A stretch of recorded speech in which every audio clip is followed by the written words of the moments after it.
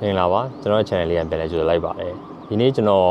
ပြောပြပေးခြင်းတဲ့အကြောင်းအရာလေးတစ်ခုရှိတယ်ပေါ့နော်ပြောရရင်တော့ကျွန်တော်ကို comment မှာလာမေးနေကြမေးခွန်းလေးကိုဖြေပေးမဲ့ vlog လေးဖြစ်ပါတယ်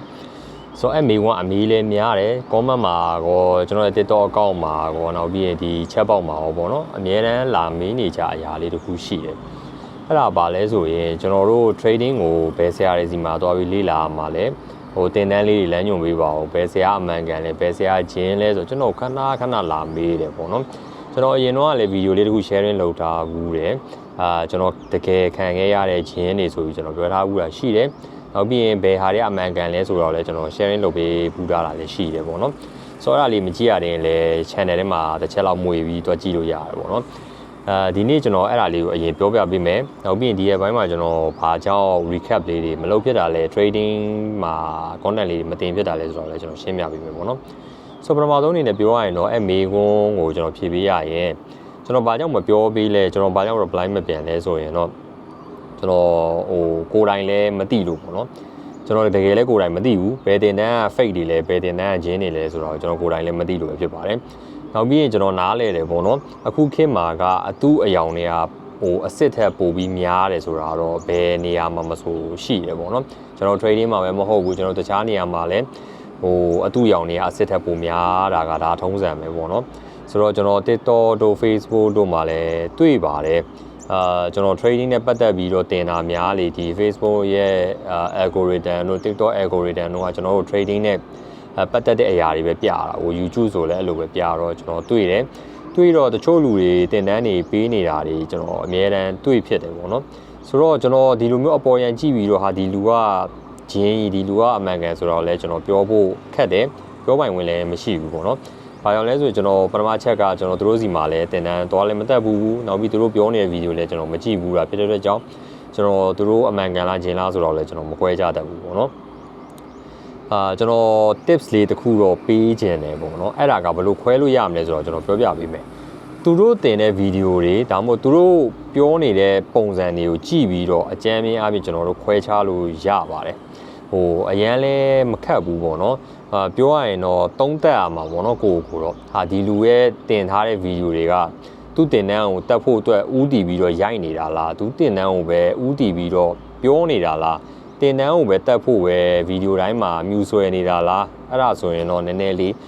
းတတိထားရှောင်ကျင်ဖို့တော့ကျွန်တော်အကြံပေးခြင်းတယ်။ဘာကြောင့်လဲဆိုရင် trading မှာကကျွန်တော်အများအားပြောလို့ပဲ dark side တွေအများကြီးရှိတယ်ပြီးရင်ဒီခရီးလမ်းကလူတိုင်းအတွက်မဟုတ်ဘူးခက်လဲခက်ခဲတယ်တကယ်ရှောက်ပြီးစရှောက်ပြီးဆိုရင်လည်းစိတ်သက်ခိုင်မှာရမယ်ဆိုတော့ကျွန်တော်အများအားပြောတယ်ပေါ့နော်ပြီးရင်သူ့ရဲ့ dark side တွေကကျွန်တော်ရဲ့ဗီဒီယိုတွေတောက်လျှောက်သွားကြည့်လို့ရတယ်ပေါ့နော်ကျွန်တော်အများအားပြောဖြစ်တယ်ခက်ခဲကြမ်းတမ်းတယ်ပုံမှန်အလုပ်တွေထက်ကိုခက်ခဲတယ်စိတ်ကော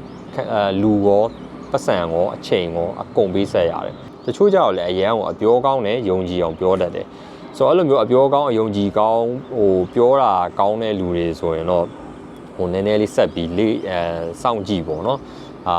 ပြီးရင်ကိုယ်တိုင်လည်းစဉ်းစားဟာမဟုတ်ဘူးကိုကတကယ်သူ့စီမှာပဲတက်ချင်တယ်သူ့ကိုတကယ်ယုံတယ်ဆိုရင်တော့သွားတက်ပေါ့နော်ဒါကျွန်တော်ပြောပြပေးချင်တာကဘ누구မှလည်းပုတ်ခတ်ပြီးပြောတာလည်းမဟုတ်ဘူးဘ누구မှလည်းရည်ညွှန်းပြီးပြောတာလည်းမဟုတ်ဘူးတချို့တွေရှိတတ်တယ်ဗျာမဖြစ်နိုင်တဲ့မလုံးတွေပေးပြီးတော့ဟိုတင်တန်းကိုပဲတက်ခိုင်းနေတယ်ဆိုရင်တော့ဒါကတော့နည်းနည်းလေးတန်တရားဖြစ်စရာကောင်းတယ်လို့ပြောပြရစီပေါ့နော်ဘာလို့လဲ trading မှာကအဲ့လိုမျိုးကြီးဘယ်မှလွယ်ကူမနေဘူးကျွန်တော်ပြောတယ်အနည်းဆုံးနှစ်ချီလောက်ရင်းနှီးပေးဆက်မှအောင်မြင်တာတော့မဟုတ်သေးဘူးအဆင်ပြေတဲ့အဆင့်ရောက်တာပေါ့နော်ကျွန်တော်တော့မှအောင်မြင်ပြီလားဆိုကျွန်တော်မအောင်မြင်သေးဘူး။ဘာကြောင့်လဲဆိုကျွန်တော်အောင်မြင်တဲ့အဆင့်မရောက်သေးဘူး။အောင်မြင်နေပြီဆိုရင်တော့ကျွန်တော် YouTube မှာသူများအောင်မြင်တဲ့ trader တွေလို့ဖြစ်နေမှာပေါ့။လုံးဝ luxury life တွေနဲ့တွားမယ်။လုံးဝဟိုလူတကာကြွေနေတဲ့ lifestyle တွေပဲချပြနေမှာပေါ့။ဆိုတော့အဲ့လိုမျိုးချပြဖို့လည်းကျွန်တော်မှရည်ရွယ်ချက်မရှိဘူး။နောက်တစ်ချက်ပြောချင်တာကအဲ့လိုမျိုး lifestyle တွေကြီးပဲချပြတဲ့ channel တွေဟိုသူများပြောရရင်တော့ဗျာ luxury lifestyle နေမဖြစ်နိုင်တဲ့ hope တွေပဲချပြနေတဲ့ဟာတွေဆိုရင်တော့ဒါကလည်းနည်းနည်းလေးတန်တရားဖြစ်စရာကောင်းတယ်လို့ကျွန်တော်ထင်တယ်ပေါ့နော်ဆိုတော့အဲ့လိုမျိုးဟိုချပြနေတာမဟုတ်ဘဲနဲ့သူကအမှန်တကယ်ကို sharing လုပ်ပေးနေတယ်သူကြုံတွေ့ခဲ့ရတဲ့ဟာတွေကိုလည်းတောက်ချောက် sharing လုပ်ပေးနေတယ် dark side တွေကိုလည်းပေါ်ထုတ်နေတယ် အမှန်တကယ် trading community ကိုကောင်းဖို့တိုးတက်နေအောင်လုပ်နေတဲ့လူဆိုရင်တော့ဒါကတော့ကျွန်တော်တို့အားပေးတယ်ယုံကြည်လို့ရတာတဲ့သူကတော့အမှန်တကယ်ဒီပဲချပြပြီးပြောပြနေတယ်လို့တော့ကျွန်တော်ကတော့ထင်တယ်ပေါ့နော်ကျွန်တော်လည်းကျွန်တော်ကိုယုံကြည်ပါလို့ဟိုကြည့်ရလူတွေလည်းမပြောချင်ဘူး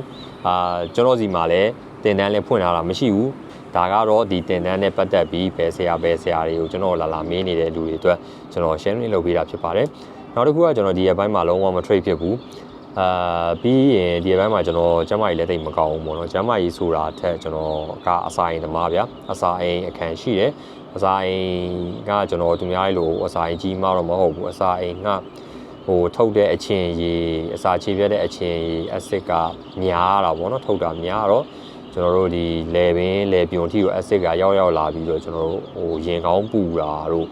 အစာမကြေဖြစ်တာတို့အဲ့လိုမျိုးဖြစ်တာပေါ့နော်ဆိုတော့အဲ့လိုမျိုးဖြစ်နေတာတစ်လားလောက်ရှိပြီးတော့ကြောက်ကျွန်တော်ဟိုဘာမှလည်းတိတ်ပြီးမလုံနိုင်ဘူးတိတ်ပြီးလည်းမစားနိုင်ဘူး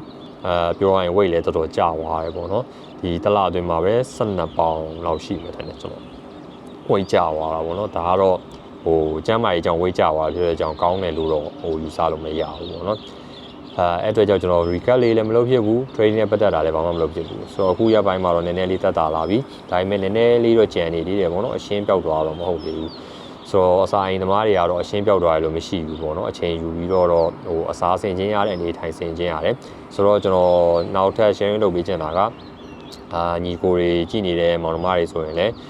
ကျမ်းမာရေးကို view site ကြပါတော့ကျွန်တော်တို့လို trader တွေမှမဟုတ်ဘူး content creator တွေဒီအခုနောက်ပိုင်း online အလုပ်လုပ်နေတဲ့လူတွေဆိုရင်တော့အရင်အထိုင်များကြတယ်ပေါ့နော်အထိုင်များနေတာဖြစ်တဲ့ကြောင့်စားနေတဲ့အစားအစာတွေကလည်းကျွန်တော်တို့လိုလူငယ်တွေကအဆက်တွေအပူတွေအချင်တွေပြီးရင်ကျမ်းမာရေးအတွက်မညီညွတ်တဲ့အကျော်တွေဆိုကျွန်တော်တို့ကလုံးဝစားခြင်းနဲ့ကြိုက်တယ်ဗျာဆိုတော့အဲ့ဒါလေးကိုလည်းကျွန်တော်က short စားပါတတိထားပြီးစားပါလို့အကြံပေးခြင်းတယ်ပေါ့နော်ဘာကြောင့်လဲဆိုရင်ကျမ်းမာရေးကောင်းမှကျွန်တော်အလုပ်ဆက်လုပ်နိုင်မှာဟုတ်